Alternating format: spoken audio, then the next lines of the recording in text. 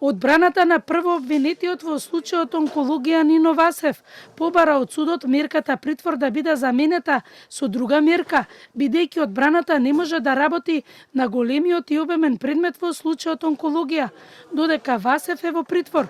Да го укинат притворот и да стават некоја друга поефикасна по соодветна мерка, како што е куќниот притвор, одземање на пасошот, гаранција со куќата во која што живеат неговите синови со семејствата, иначе ќе останат на улица ако не се брани и ако нема можност да се брани.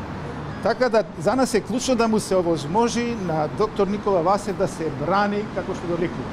Да може да работиме на дневна основа. Предметите се огромни и бараат негово присуство ката дневно, не можеме без него да работиме. Денеска продолжи сослушувањето на сведоци, предложени од обвинителството за поранешниот медицински и економски директор на Клиниката за радиотерапија и онкологија, Нино Васев, за несовесно работење и финансиски криминал.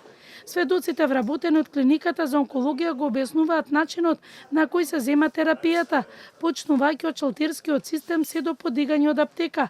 Прво беше сослушан сведок, шалтерска работничка на клиниката, додека директор бил Нино Васев, која објасни како се постапувало со пациентите, посочувајќи дека откако ќе дојде кај нив, со книшка и бројче се вади неговата здравствена историја и се дава на докторот, а по прегледот таа се заверува.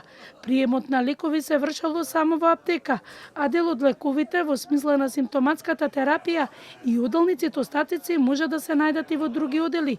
Лековите од условен буџет земало по пациент и исто требало да се аплицира во текот на истиот ден, објаснија сведоците. Реверси се примале во аптеката, меѓутоа исклучиво со писмено подпишано барање од директор кој е претходно архивирано.